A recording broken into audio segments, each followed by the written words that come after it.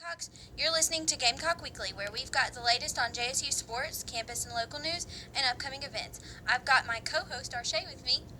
Hi, Gamecock. And tonight, we've got a really interesting show for you guys.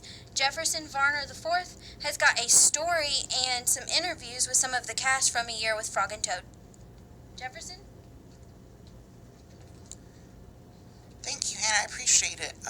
Jacksonville State University's latest musical play, A Year with Frog and Toad, has garnered much praise from the student body and has sparked interest throughout all of Jacksonville. Based on the 1970s children's book, Frog and Toad, the play centers on two friends who embark on fantasizing adventures, all the while experiencing the ups and downs of their close-knit relationship. The play, which features catchy musical numbers like Get a Loaded Toad and Cookies, has been frequently cited as a perfect niche for a family-oriented experience, and has been noted for its hilarious content thanks to quirky dancing sequence and genius comedic timing performed by leading stars LaRue Bowman and Dylan Everett, who play characters Frog and Toad respectively. Today we welcome the cast at WLJS as we discuss various questions asked from fellow JSU students. We have Dylan Everett, Deborah Matua, and Amy Skrotsky. Thank you all for coming. The first question comes from Kristen Roberts, who'd like to know from each of you guys' take, how does each show differ every night? Each show has been entirely different because we've had different audiences every night. And I know the audience is the biggest part of the performance, whether you guys realize it or not when you're seeing a show. Like, we feed off of your energy while we're on stage. So we're trying to have fun and impress you and, let you enjoy the show. But it's much easier for us to enjoy it if we can feel how much you're enjoying it. So feel free to laugh and interact and make fun of us. It's fun. That's what we want to do. From the technical aspect, it's live theater, so it is really, really different every night because different things go wrong, like lighting can go wrong one day, the microphones can be different, but that's what makes it exciting, is that it is different like that every day.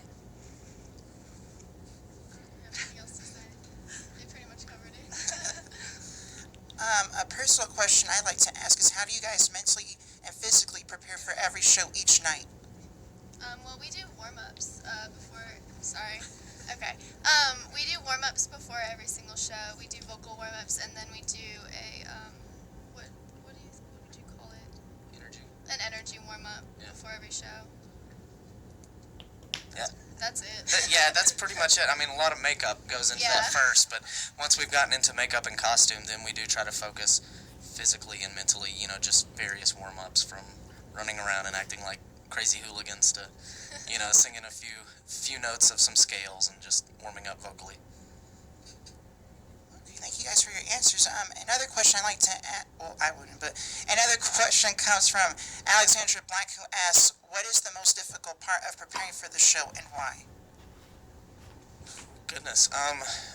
Seeing as that I've been in a lot of the shows at JSU, the hardest part of this show was memorizing the lines, actually, which seems kind of weird because the lines are so sweet and simple and short, but the language is very proper, and sometimes they use contractions and sometimes they don't, so being able to make sure that you know the lines as well as you should has been the hardest part for me to get down. I think that's the thing I struggled with most. I mean, honestly, it just depends on the show. Like, every show is different in how difficult it is to prepare and whatnot, but this show is definitely the lines. It's just like the wording and placement of certain things. It's very odd, but, I mean, it works.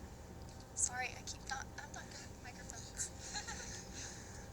The final question is from a fellow JSU student, Oris Williams, who noted that leading star LaRue Bowman sprained his ankle during the play's production, and he was mildly fascinated by his continual commitment and performing despite sustaining such a big injury.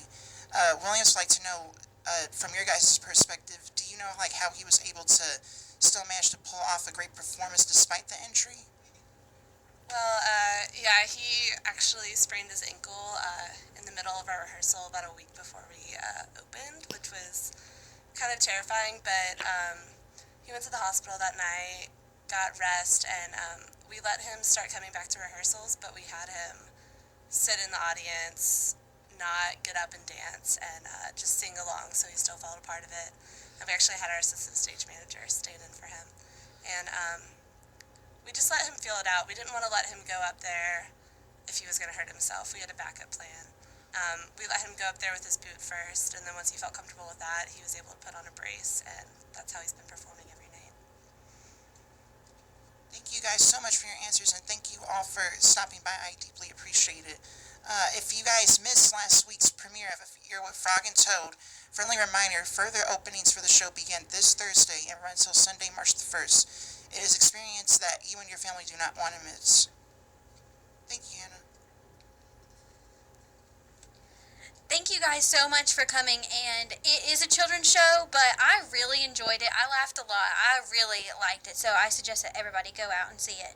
And up next, Caleb and Seth have a Gamecock sports update for you guys.